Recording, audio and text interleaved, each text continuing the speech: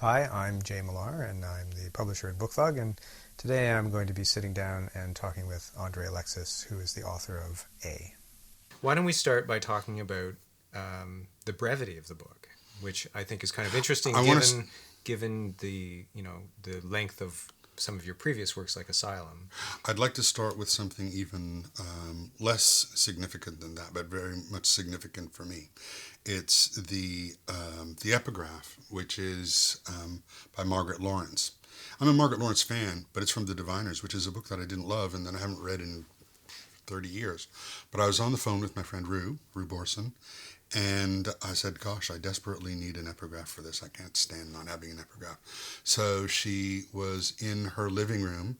She picked up a book. It happened to be Lawrence. She did know that I had mentioned Lawrence in the book, but it wasn't part of what her thinking was. So she just opened it at random and said, D. All of a sudden, everything goes strange. It was like perfect. So it comes from Rue Borson, and she's pissed off that I haven't mentioned that in the past. So there you go. Catching up with your mistakes. Yes. As to brevity, it centers around Rue Borson, who's kind of at the origin of the story in a way. What I wanted to do was write a story to show Rue what the process of writing a story was. So I wanted to show her how long it took me to write, each day. So I would read her the rough draft each day. And it just kept going and going. And I got to a certain point where I was a little bit stuck. And I said, well, I could do this and I could do that. So she was implicated, not in the sense of helping with, but in the sense of observing the process. And so I kind of bounced it off her, and it became a much longer story than I expected it to, in that I was talking about voice and characterization, and those became things that were essential to the story as it went along. And in a way, it ends up being a story about what it is to write, what it is to be inspired. So it's really Rue that's kind of at the origin of the story and maybe responsible for its length in the sense that the themes and the ideas that I wanted to pass on to her were ones that necessitated the length that the book was. And is that because Rue primarily works in the field of poetry? It's because Rue is a poet and refuses to accept that she could possibly ever in a million years write one line of prose, which is not true. I keep giving her exercises to do, and she does them. She did like this entire short story. So it was like under 1,000 words long, but it had a beginning, middle, and an end. But she keeps saying, well, I don't know how to create people's names. They have to have real names. I don't know how to do characters. They have to have real characters that are people based on something. Excuses. She can do it. She just has this kind of mental block, which is why I wanted to say, look, what are you mental blocked about? All you have to do is... But the fact of the matter is she was really important to me in understanding poetry. We've had a long ongoing conversation about the difference between poetry and prose and so on. And she was really essential to me in understanding what writing poetry is, because her method is to write a little bit, and then maybe she'll like it, maybe she won't, but she'll get to the end of what she's doing, put it away. And then maybe a year later, she'll come back and maybe she can use a few lines out of it and make sense. And it makes sense combined with something else. So the process of poetry became less about inspiration and closer to what I know writing to be, which is a process. You try to get things out, you let them sit. It's a long process. It's not one in which God comes down and personally dictates to you what the poem is. That was really liberating in how I understood poetry to be, because I understood it to be literature. I understood it to be work in the way that I do work. And that was like opening a door to poetry for me. I understood all at once that poetry could breathe, and in its breathing have the same kind of depth and length as prose does. It just cuts out a lot, and you have to put that stuff back in. Whereas prose, you just have to bring a little. The lot is already there. So it was interesting seeing it in that direction. Yeah, and it's interesting that you were working with Rue in particular, because she refuses to write prose. She doesn't refuse to write prose. Fiction. Prose fiction. Right. I should have been explicit. She's always getting me on that. I always say prose when I mean prose fiction. Right. But she writes prose. Fiction. She does, right? Yeah. But at the same time, in a way, you do not write poetry, or would love to write poetry, but have chosen not to. Right. I don't know where that's going in terms of a question, but it's interesting that the two of you were working together to talk about this narrative that involves poetry and inspiration. Well, poetry is pretty important in my life, aside from my best friend, who's Rue Borson, being a poet. My main influence in literature, period, is my mother, who read The Rime of the Ancient Mariner to me when I was about 8 or 9 years old, and it stuck. It really meant something to me, partly because of the poem and its rhythm, but partly because I was sitting in a chair with my mom, and it was great. So there is an intimacy and a depth to poetry that exists because I have a personal connection. Actually, it's interesting that I have a deep connection to it through two women, through Rue and through my mom, although she'd be pissed off if she heard me comparing herself to my mom. But the poetry for me is intimate, and part of what blocks me from doing it is the nature of that intimacy. I always feel like I'm not, I have to be at the level of that intimate exchange. And I always feel that I'm not. When I'm writing prose, I don't care. It's like something to pass the time. But when I sit down, if I tell myself I'm writing poetry, then it's got to be like, it's got to be an intimate situation in which you are giving your share of that intimacy. And I find that intimidating, really intimidating. In a way, I don't find prose intimidating. I don't find theater intimidating. I don't find writing radio pieces intimidating. It centers around poetry, and it centers around poetry because my relationship to poetry is my relationship to my mother, my relationship to my family, my relationship to the language. Because being Trinidadian, it's also, it's all of that, what proper English is and what Trinidadian English is and what Trinidadian voices are. So from that little strand that is poetry comes everything. In a way, I guess Avery Andrews could be considered to be an avatar of my mom, as well as of Harry Matthews, who's, of course, a part writer of this story and a huge influence for me. Well, maybe we could talk about the premise of the narrative is this notion of pilgrimage, in particular the literary pilgrimage, to go and find a hero, a literary hero. Yeah. As though meeting them provides, some added meaning to their work, perhaps, or some larger understanding of their work. Well, I think it's that's the cliche that the work must come from the life. Is A meant as a critique of that idea? No, because I didn't have that idea in mind as something that needed to be critiqued. What was in mind was someone not understanding the nature of the intimacy. In this case, it's a relationship to God, which is a form of prayer. Poetry is a form of prayer, which for me is a form of intimacy. It's in a way, it's like an avatar of the relationship that you have with your parents or your mother. Avery Andrews has a relationship to God, and that is a deeply intimate relationship. And so this guy on the outside thinks of it as being work that comes about because you have a talent with words and you've read other things, so you're able to write. He thinks of it as being a process that is playful, but not, I don't think he understands its depths. It's towards the end when he understands the pain and the misery in the relationship to whatever that God is, that he comes to understand the depths of that process. That it's not simply taking from, work that you liked elsewhere or words that you happen to like. It's also a surrender to a thing that can crush you. So it's that rather than a critique of the biological or biographical fallacy, rather. My next question there was and suddenly you throw in God into the mix. Yeah. And you've already kind of talked about that. Yeah. But something in your work that I find interesting is this sort of relationship with the supernatural, and for lack of a better word, I don't think that's what it is, but no, it's a good word. Okay. This is a very complicated story. I don't mean A is a complicated story. I mean, my relationship to the supernatural is very complicated.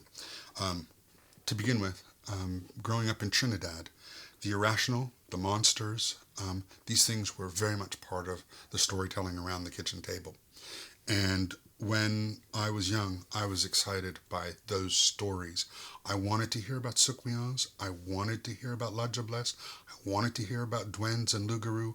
All those stories meant a lot to me, partly because they were frightening, partly because, again, it was my parents, my father, telling me them. Literature has always been a matter of intimate relationships with people that I love. And those stories also are the birthright that I have as a Trinidadian. But the supernatural comes about, in this case, in a different way. A is kind of a prelude to a longer work that I'm doing with Coach House, which is a series of 5 novels called Quincunx. And each of the 5 novels is arranged so that they reflect each other and whatnot. But God is central to them because the main inspiration for the work was Pier Paolo Pasolini. Now, Pasolini isn't someone that has influenced me by his writing. I read him and I'm okay with the writing. I read him in translation. I prefer Eugenio Montali if I'm going to read an Italian poet. But Pasolini did a movie called Teorema. He is an atheist. In Teorema, a version of a Greek god descends to earth. That is Terence Stamp's character in Teorema. It's never said that he is a god, but the miraculousness of it, of him, becomes apparent through the work. So Pasolini, an atheist, is looking in a way at the notion of God from the outside and able to wonder about it, but also to appreciate the mythology of it. Being able to connect with Pasolini's version of the mythology of God meant there were a bunch of stories that I wanted to tell. One is 15 Dogs, which is the second novel. One is Pastoral, which is the first novel, which, God is very much at issue. And A is kind of the prelude to Quincunx in the sense that it is the first effort to use the inspiration of Pier Paolo Pasolini. What's wrong with me? I'm having trouble saying his name. It's the first time that I've used Pasolini, that inspiration, successfully. I tried to do something for Beauty and Sadness and I wasn't able. A is the first time that I was able to use that idea in a way that was interesting enough for me to keep going with. And then the 5 novels have all come from that. So God is important because it was important to Pasolini. Okay. Yeah. But in A, the juxtaposition of the spiritual on one hand, and then this sort of notion of literary fame, kind of rub up against each other in this interesting way. Yeah. Well, maybe you'd want to talk about that a little bit. Sure. It was. I guess partly it's because the notion of God has to be sort of put across with the notion of humanity in some ways, right? I mean, that it doesn't make sense without that. That I wondered about the two poles of writing. There's the social thing where you're socially a writer and you exist with a bunch of people who are drinking wine and going, "Yeah, you published a book." And then there's the other part, which is inspiration, which is the intimacy of prayer and a relationship with something bigger. You can call it God if you like. You can call it, the literary as a kind of absolute. You can talk about the place that you go to as being somewhere midway between the real world and whatever is out there beyond our imaginings. So that juxtaposition and having Alexander between those two things was really interesting for me. They pointed each other out. The godly was more godly in relationship to the social and just the literary society, which is something that Alexander at first wants and then is unable to actually fit in with it all, because now he has to surrender to something that's greater than even writers that he admires. So in A, again, there's the juxtaposition makes both sides vivid, but it's also watching the journey of a person who wants desperately to be socially accepted and then gets this inspiration, and finds society second rate, but also can't live with the inspiration. He's stuck. He's not the kind of person that dedicates himself. He's not the kind of person that could murder Margaret Lawrence. So in the end, he's not the kind of person that could also live a lifetime at the service of the god. That's anyway the conceit in the story. Thank goodness we don't have to murder the person that we love in order to write. That would be horrible. Maybe we all do a little bit. We do a little bit if you go with what's his face with The Anxiety of Influence, Harold Bloom. Well, can we talk a little bit just about the title? Like, why is it just called A? It's called A because I couldn't think of a better title. Partly, but really because A is the initial, the start, the beginning, and also because the version of the god in the room is partly descended from Pasolini, but also descended from Antonin Artaud, obviously two A's in his name. Jacques Prévert, a writer, would visit Artaud in an asylum, and he would make notes of what happened with him and Artaud and take down some of Artaud's words and whatnot. And that situation struck me as both bizarre because he's talking to a quote-unquote madman, but he's also talking to someone who has a channel to elsewhere, a real elsewhere that is beyond Jacques Prévert's imaginings. And so the initial situation of taking notes from this elsewhere also comes from Antonin Artaud, since he has two A's in his name, as do I. A seemed like a really good way to do that. But also, Abud Allah, servant of God, is with A. So there were all these connections to the word A, or to the letter A, as I was thinking it through. So it just seemed easiest to do it that way. After a while, I couldn't think of a better title, though. So it stayed A. Okay. There's also this other thing that's dropped into the book, which is I think that you throughout your oeuvre, let's say, that you enjoy playing with reality and representation, and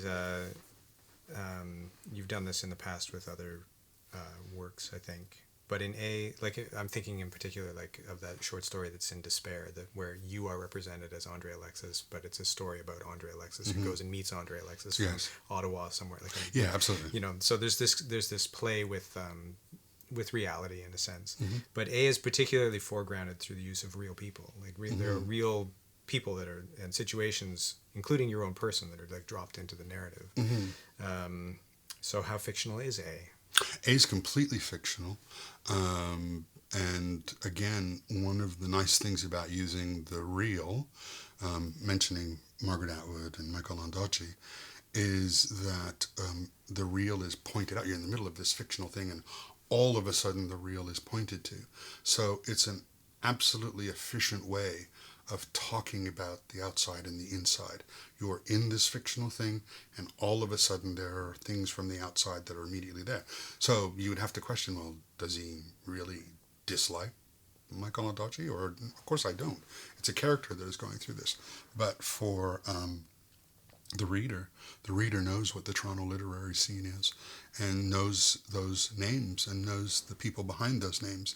And so immediately there is a reality to the piece that sort of wobbles, because it's, again, my favorite analogy is that it's like seeing something underwater. It's distorted, it's bigger, it's stranger. It's still itself. Once you take it out of the water, it's still itself. But the water, in my case, is the imagination, or in this case, Alexander Baddeley's imagination, which turns writers into birds and all sorts of things.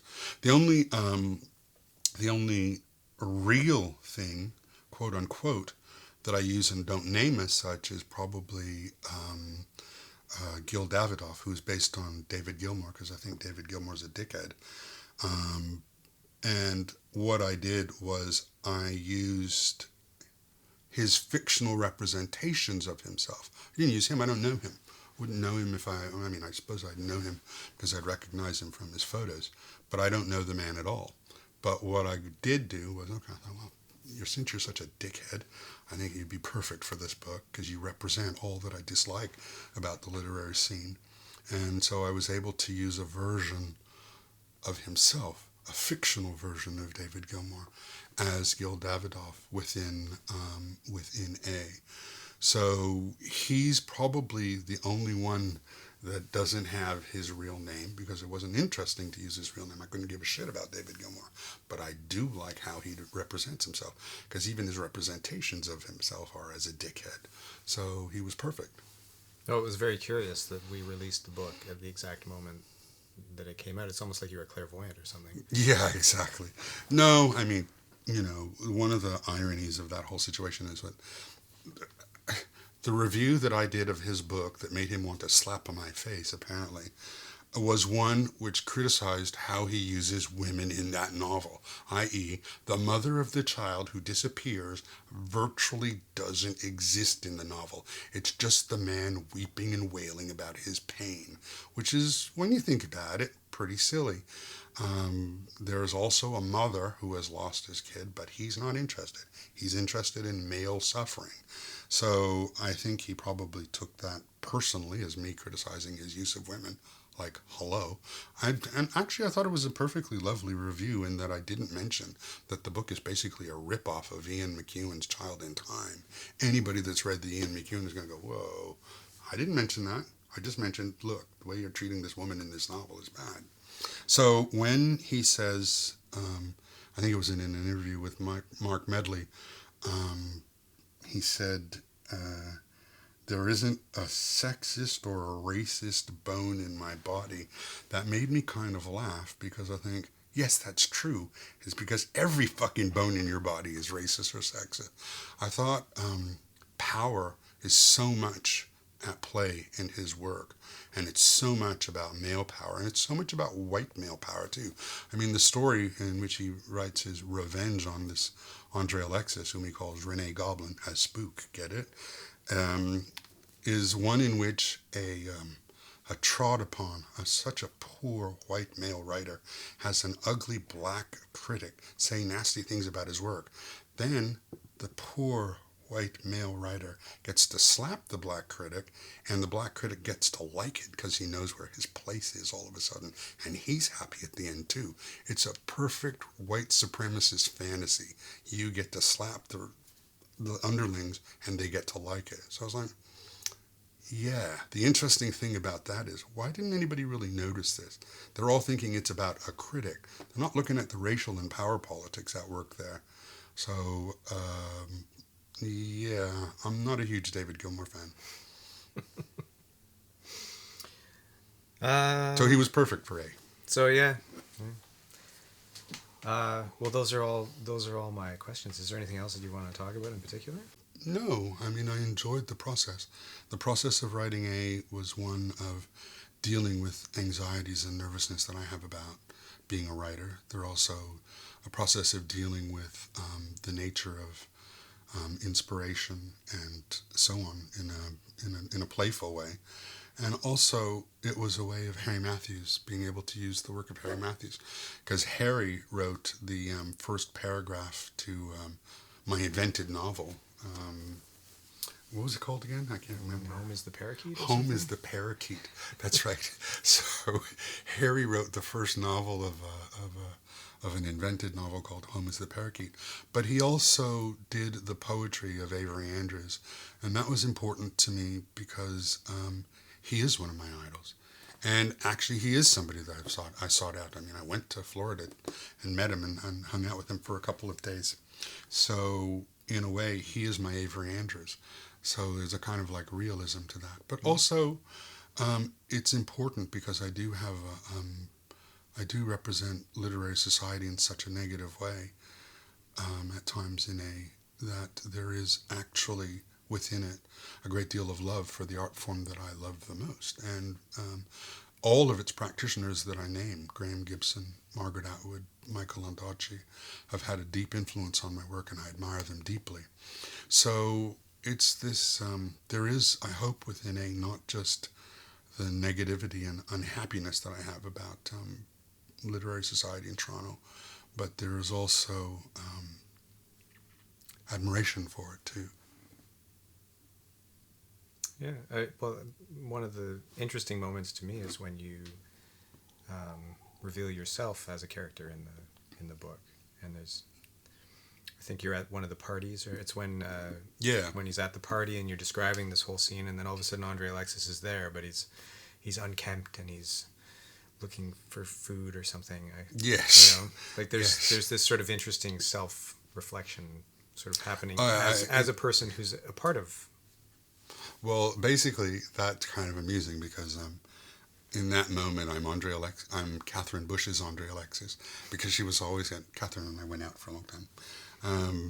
But one of the things that Catherine will say is like, go wash your face, or like wear a clean shirt, or whatever, all that stuff that you're supposed to do when you go out.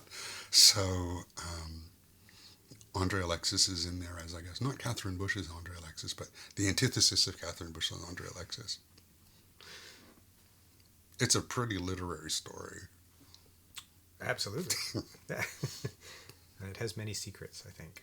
Yeah. Secrets. I don't know. Not really. No? Not that I'd be willing to talk about it any further than I have now. That's true. You're revealing the back end of things. Yeah. Well, there's always again, and I suppose this is the danger of talking about your work.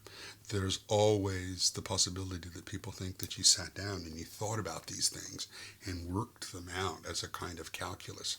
But it's not that. You follow your feelings. You follow like what this character makes you feel. You think about what that character makes you think, and you follow their destinies and invent a kind of formal place where those thoughts and destinies can exist in some sort of harmony.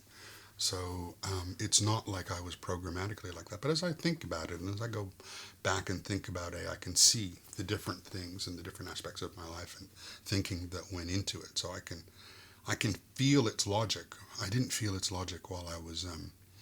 I didn't feel its rationality. I felt its logic, its deeper logic while I was writing it. But reasons, no. I don't know those until much, much later. Yeah. Well, it's interesting because I think a lot of great poets would say that they don't know what they're doing either, in terms of they're having a conversation with the poem, and the poem's telling them what it needs in order to be completed. And I think you kind of do work like a poet.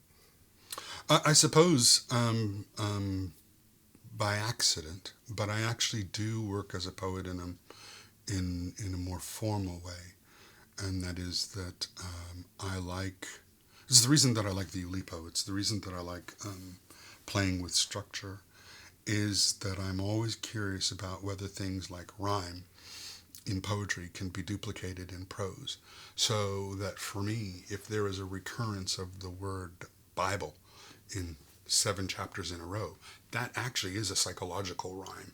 And so I can work with that within a prose novel as a structural element. And so in childhood, for instance, it's very much structured along rhythmic lines. I mean, actually, the last word of every chapter, it's 14 chapters, rhymes with the sonnet When in Disgrace with Fortune in Men's Eyes by Shakespeare. So it's the first time that I thought, you can actually use rhyme within a prose format, but it's very amusing because, of course, nobody's going to remember the end word of chapter 1 by the time you're at the end of chapter 2.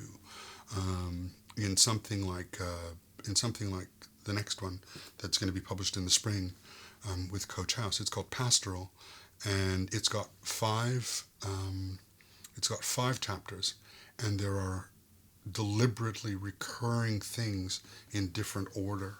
And again, it's an effort to use some of the means of poetry in prose. Now you're not doing it for the same reason. I'm doing it usually to suggest that there is an order behind the order, that you're reading something that is organized in terms of narrative and sense, but that behind that there's something deeper. And it's a way of representing the kind of depths within fiction. If you play your cards right, you can have a surface structure, a middle structure, a deep structure, and at times there can be interplay between the three. So it is more poetic than it is prosaic, probably. But whether it's as successful as a typical prose piece, I don't know. It's not going to sell Da Vinci Code numbers, sadly. Sadly for me. Well, okay. Thank you, Andre. That's a pleasure.